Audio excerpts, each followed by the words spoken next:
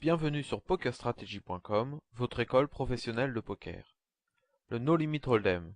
Voilà bien une variante qui met vos connaissances et vos qualités à rude épreuve, tout en exigeant une certaine témérité pour pouvoir prendre la bonne décision. Il vous faut donc un bon savoir-faire technique, ainsi qu'un instinct vous permettant de reconnaître le bon moment.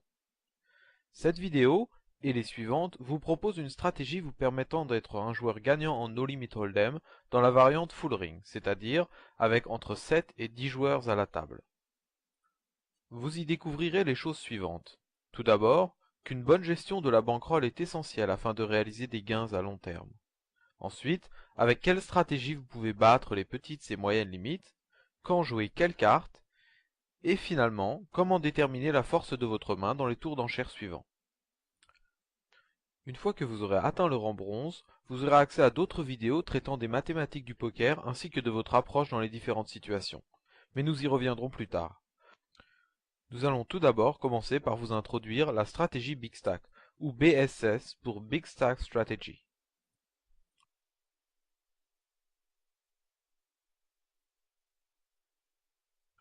Tout d'abord, répondons à la question « Qu'est-ce que la gestion de la bankroll ?» Depuis l'éclosion des plateformes de poker, une toute nouvelle façon de jouer au poker est apparue. Des joueurs, jeunes pour la plupart, et venant des quatre coins du monde en ne sortant de nulle part, ont monté les limites une à une en un temps record, pour finalement atteindre les sommets du poker en ligne. Ils ont réalisé en 2 ou 3 ans ce pourquoi d'autres ont nécessité une vie entière avant l'avènement du poker en ligne. Cette possibilité de faire rapidement carrière qu'offre la disponibilité ininterrompue du poker en ligne nécessite cependant de nouvelles qualités de la part des joueurs. Si vous voulez avancer dans le poker en ligne, vous ne devez pas vous contenter d'être un bon joueur, mais également un bon manager. Vous devez être votre propre manager, pour ainsi dire. Vous devez considérer l'argent que vous misez lorsque vous jouez comme un investissement, un peu comme si vous achetiez des actions. Lorsque vous choisissez de faire un investissement, vous ne le faites que lorsque vous lui accordez une bonne rentabilité et lorsque le risque de perte vous semble raisonnable.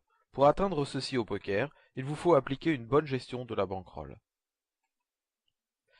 Celle-ci vous indique à quelle limite investir, c'est-à-dire pour quel montant vous devriez jouer afin d'atteindre un bon équilibre entre votre souhait d'avancer le plus possible lorsque vous l'emportez, et donc de gagner le plus d'argent possible, et de ne pas trop reculer en cas de perte, et ainsi ne pas perdre une trop grosse partie de votre argent alloué au poker.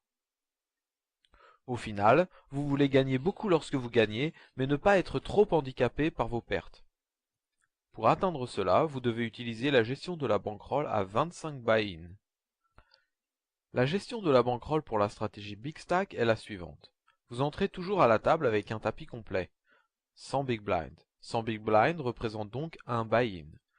Lorsque vous avez atteint 25 big blind de la limite supérieure à celle à laquelle vous jouez actuellement, vous pouvez monter à cette limite.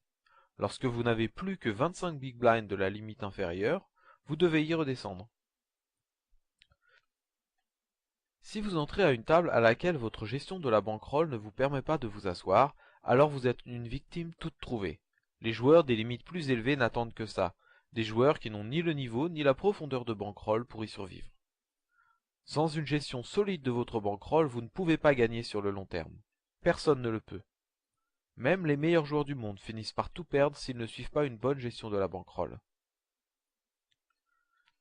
Certes, vous êtes tenu de commencer tout en bas, mais pensez bien que tout a commencé petit. Le premier ordinateur Apple a été soudé dans un garage, et Bill Gates n'a pas écrit son premier programme